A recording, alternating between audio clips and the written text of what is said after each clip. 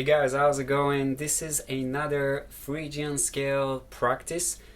This time I'm more focused on building technique, building speed, and what we're doing here is we're using a sequence in order to, one, memorize the scale shape of, in this case, the Phrygian scale, the E Phrygian scale and the D Phrygian scale, and secondly, we are building speed and coordination between both hands. In this demonstration, I'm using a pick, which would be the technique that I would recommend for this type of scalar sequences, but it's also possible to apply the exact same practice and same principles, which I'm going to explain in this video, using either index middle technique, which is the more common one, or index thumb. So you can use the technique that feels the most natural and intuitive for you, and simply use the tools that I'm going to describe here in order to take it to the next step and develop more speed, more control, and better coordination and memorization. So what is this practice all about? It's a kind of a combination between a speed practice but also a musical demonstration of how we can use sequences in a musical way, right? Because sequences are great practices for technique, but they are also great tools for improvisation. So let's see what is happening here. I'm taking this box, which is just one octave of the Phrygian scale, the E Phrygian scale. Okay, so it's just one octave. I'm taking this box and I'm building a sequence out of it. So I'm starting at the top string, and then I have like a pattern of 4 notes. So I'm starting at the E, and then I go down, down, down. Okay, so we start at the E, and then we add 3 more notes which are just steps in the scale. So 1 step down, another 1 step down, and another 1 step down. Then we do the same thing, but we start 1 note lower on the D. Okay, and we do the same thing. 1 step down, 1 step down, 1 step down. Okay, then we do the same thing starting at the next note, C. And we go 1 step down, 1 step down, 1 step down, etc. So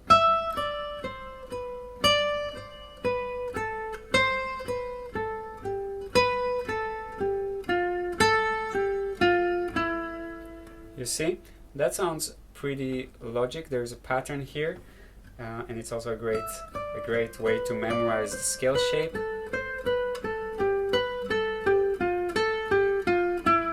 Okay, and now what I'm doing here in order to make it a little bit more musical is once I reached the lowest note in this box, so the low E, the low root, now I am just going up 1 note at a time,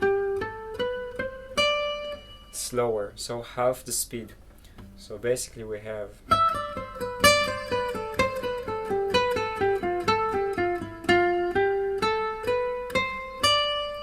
you see, and then the playing with the different speeds also makes the scale sound, it gives it a more musical context. It's less mechanical.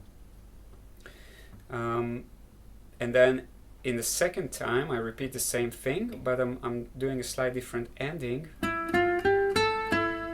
So I'm going up the scale 4 notes, and then I simply go back to the root and make it a longer note with some vibrato, and that's it. That's basically the pattern. So that's how it sounds.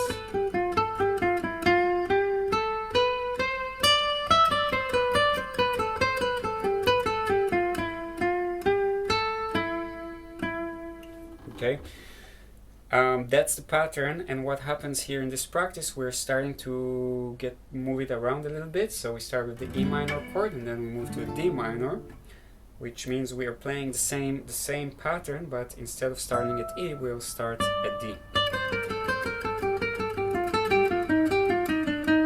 So same pattern, starting 2 frets lower. Okay, this is in terms of what happens here in the boxes. Scale diagrams are available for download, of course. Now in terms of the technique, if you're using a pick, then you want to use alternate picking, which means you go down, up, down, up, down, up, down, up, and you want to anchor the palm of your right hand to to the guitar. That gives you stability. And then you want the movements, the pick movements, to come from the wrist. So not the whole arm like in strumming, but only the wrist. And we want small movements. So we want small, efficient movements.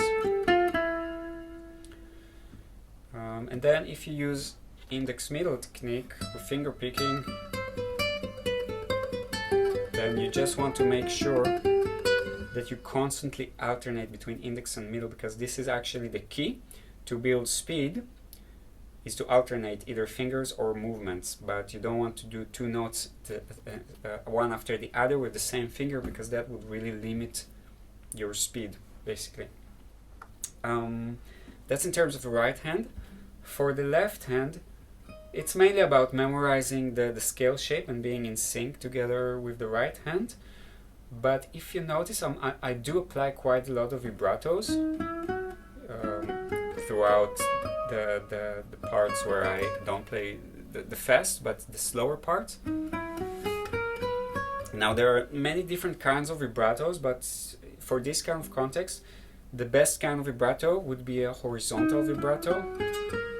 So it's a relatively gentle vibrato. Okay, it's not that classical, you know, super intense fast vibrato.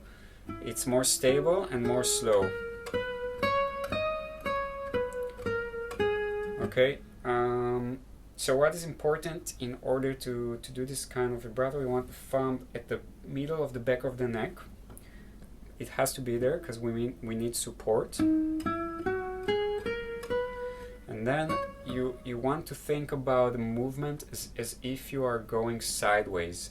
Okay, so not up down, but horizontal, like this. And as you can notice, my whole arm moves. So the movement does not come from the wrist of the left hand. The wrist is relatively locked, I would say, and the movement is more from the arm. So it's basically this kind of movement, as if you're moving your arms sideways.